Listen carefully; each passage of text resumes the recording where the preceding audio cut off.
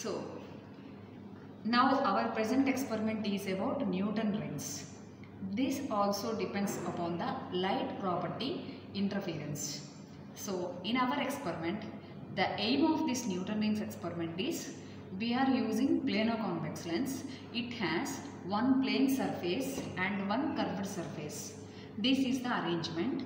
At the bottom, now our experiment is about Newton rings, and in this Newton rings, light exhibit in the form of a wave and it undergo interference. This experiment is application of light property interference. So first one, aim of the experiment. Every experiment starts with an aim, that is the objective. So in this experiment, we will calculate radius of curvature for plano-convex lens. Now observe plano-convex lens. Here we have glass plate at the bottom and at the top we have plano-convex lens. It has two surfaces. Bottom surface is curved and the top surface is plane. So as the bottom surface is curved, it has only one point. So that is called point of contact. So as the bottom surface is curved, it has radius, that is called radius of curvature. So this is the aim of the experiment, that is determination of radius of curvature of the given plano-convex lens by forming Newton rings. So Newton rings is the image pattern which is formed with the phenomena of interference, and the shape of the image is circle. This is about the shape of the image which we get in Newton rings experiment. We will get n rings in the experimental pattern. At the center we have spot, and around this central spot we have many number of the rings, but alternatively there is empty place in between them because we have interference as both combination of constructive interference and also the destructive interference. Now let us see the apparatus of the experiment. We are using in this apparatus sodium vapor lamp. This gives yellow color. It has only one wavelength, and traveling microscope already we used in wedge method. Next one, we are using plano-convex lens and the glass plate. Here top one is plano-convex lens and the bottom one is the glass plate, and this glass plate which is inclined at 45 degrees angle is known as beam splitter, and to observe the images we are using the lens. This is called magnifying lens. So these are the operators for our today's experiment. Now let us see how to do the experiment. Because we are measuring the radius of curvature for plano-convex lens, for that we will use the formula as highest ring diameter square minus lowest ring diameter square by 4 into considered light wavelength in the experiment and the difference of the ring numbers, that is highest ring number minus lowest ring number.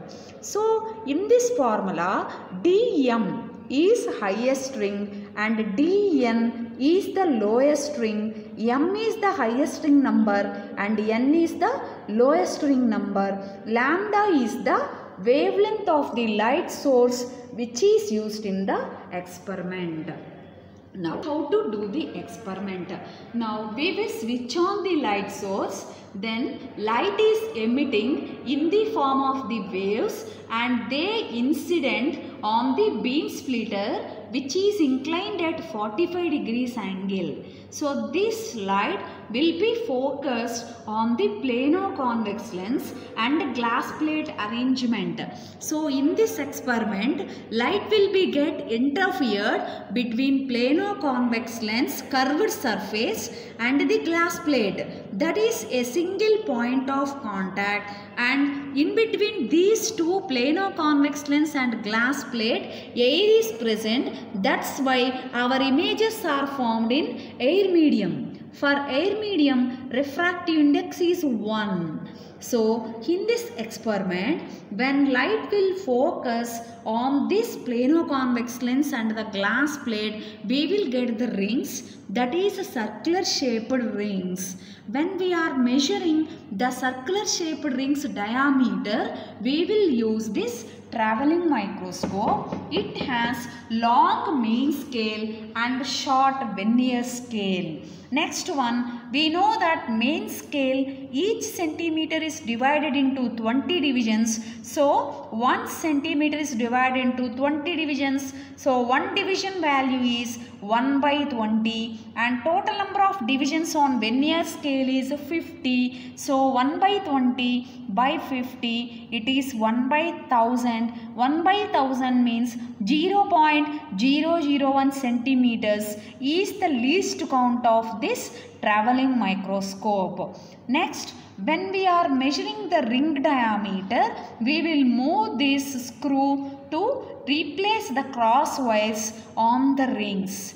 Next one, for previous wedge method, as the image is straight line, no need to go 2 times on the same straight line.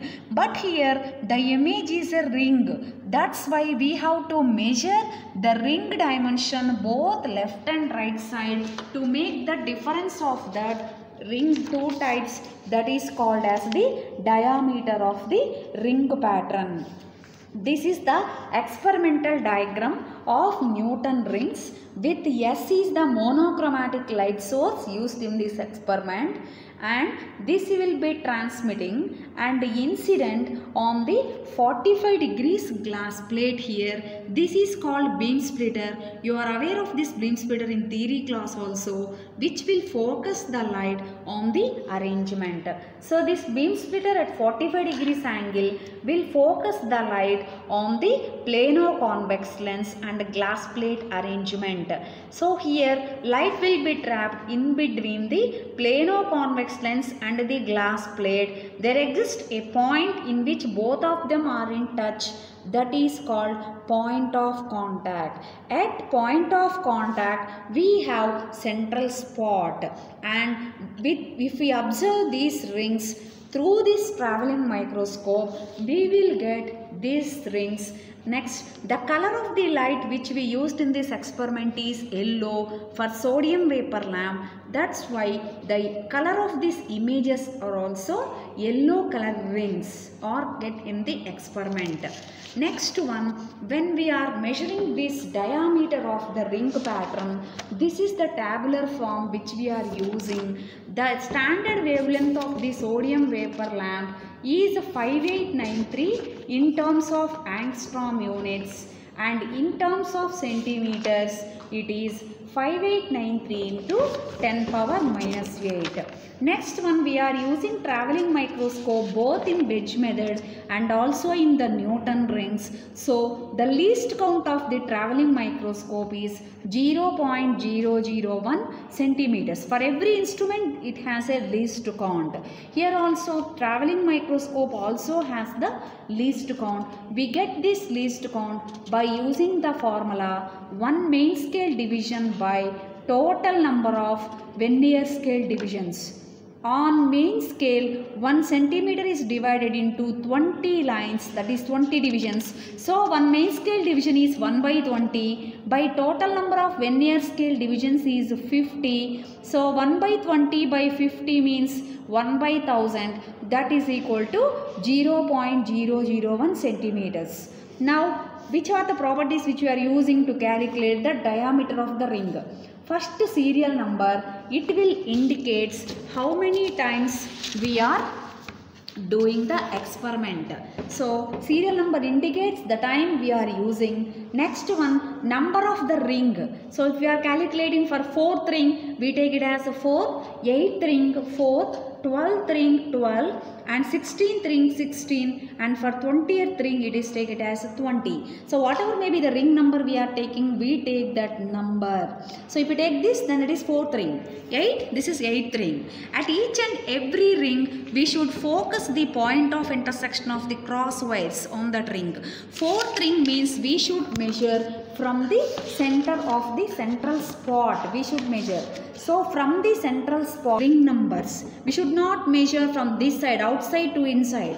We should count the ring numbers from the center towards left or right. For example, if this is a central spot, from that we will consider the ring numbers and we should focus the point of intersection of the crosswise on that particular ring, both sides. Both sides we should measure, and after then taking the difference of that particular ring, we will get the diameter of that single ring. Like that we will measure for all the rings. So for the fourth ring, we are measuring the microscope reading both right side and also left side. When you are measuring right side, then focus this point of intersection of the crosswise on the fourth ring right side and take MSR value and VC value. MSR means we have to calculate the coincidence of the vernier scale. Suppose if vernier scale focus on this main scale, the first division of this vernier scale will focus one value, that is main scale division. So it is in terms of centimeters because we are measuring on the main scale. Next, the 50 divisions, we should not measure this upward. We have to measure these downward values. Here we have 0.1, 0.2, 0.3, 0.4. They are in terms of other units, but now we are measuring it in terms of centimeters. So this is taken as the first division. After then we will count the number of the division. If 20th line coincides with the main scale, then VC is 20. If 10th line coincides, VC is 10. If 30th line coincides, then VC is 30. Like that we have to measure main scale divisions and vernier scale divisions. Now here the distance between the ring pattern is same, so we get the same difference in the MSR for all the rings in one side, and after measuring VC multiply with the LC, then we will get the measurements of VC into LC. After getting MSR and VC into LC, add them to get the total reading on right side. Same pattern we go to the left side also. First we will focus the fourth ring left side and we will measure MSR and VC. After getting VC we will multiply with LC to get a total reading. So we will measure this for 4th ring, 8th, 12th, 16th and also 20th rings. Now already I mentioned that in travelling microscope we should move only in a single direction. We should not point out 4th ring means from the center to 4th right and from center to 4th left. We should not follow like that. We should follow only in a single direction from left to right or from right to left. So in this pattern for 4th ring we should go to the highest ring number 20. And then we will come in the decreasing order in one side and increasing order in the other side. We should move only in a single direction to avoid backlash error in the experiment. After getting both the readings of right side and left side, then take the difference to get the diameter of that particular ring. 4th ring difference of right side and left side gives diameter of particular 4th ring, like that for remaining all the rings. So this is the value of diameter of the ring in terms of centimeters. If you take the square of this diameter, we get d square values in terms of centimeter. Actually this is about experimental observation, but we should draw the graph to measure the direct values which we are using in the experiment, that is highest ring and also lowest ring diameters. So here the process is, first you should learn the experiment, do the experiment second step. After getting the values of d square and the number of the rings, we should plot the graph. X-axis we should take number of the rings, it is a number, no need of units. On y-axis we are taking d square values, so this is about d square. After getting the values of mn and also d square values, we will 0.17 which we plotted in the experiment. Corresponding x and y quadrants match and we will take it as a points where we get. So the coordination of each ring with respect to its particular diameter d square is plotted in the experiment. After completion of each plotting of quadrants, we are plotting the graph between number of rings and d square. So for every ring 4 we get the corresponding d square, and for 8th ring, 12th ring, 16th ring and 20th ring. So to draw the graph, first of all we should know the scale. Here one block is said to be 1 unit, and whatever we are taking that unit we should mention. Scale is important for all the graphs. On x-axis we should mention, on y-axis also we should mention. X-axis we are taking number of rings, that's why we should mention how many rings we have taken per 1 unit. Next, on y-axis also we should mention 1 unit how much value we have taken. On x-axis 1 unit, that is taken as 2 rings. On y-axis 1 unit we have taken 0.05, as it is d square value, it is centimeter square. Corresponding units should be mentioned to draw the graph. Next, after pointing out all the points, we draw a line joining the origin. Next one, let us join any of these 2 points on this straight line to x-axis and also y-axis. Now, the point where it touches the x-axis, we will get m value. Here we have taken n value, highest ring as the m value. That depends upon our denotation. So the corresponding n, that is dn square, and the corresponding m, dm square. So from y-axis we get dm square value and dn square value, and from x-axis we will get n and m values. After them we will substitute in the experiment to. So this is the formula to calculate radius of curvature for the given plano convex lens. Numerator is the difference of the diameters and the denominator is 4 into wavelength into difference of the rings. On y-axis we will get dm square and dn square from the graph. So dm square, dn square, m value, n value from the graph. Lambda value, standard value from the experiment. So we will substitute all the values which we get from the graph, substitute, and lambda value 5893 angstrom units. Conversion to CGS scale into 10 power minus 8.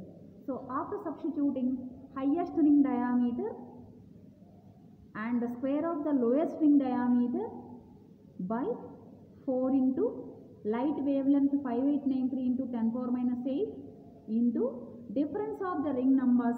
Highest ring is 11 from the graph and the lowest ring is 7. So difference of that. After simplifying these all values, we get final radius of curvature for plano convex lens as 37.12 centimeters. So what is the precaution should be followed in the experiment? Already I mentioned in the experiment, microscope should be moved only in one direction, either left to right or right to left, to avoid backlash error, and the lens and the glass plate should be cleaned in the experiment. When we are measuring the readings, our eye should be straight to avoid the parallax error.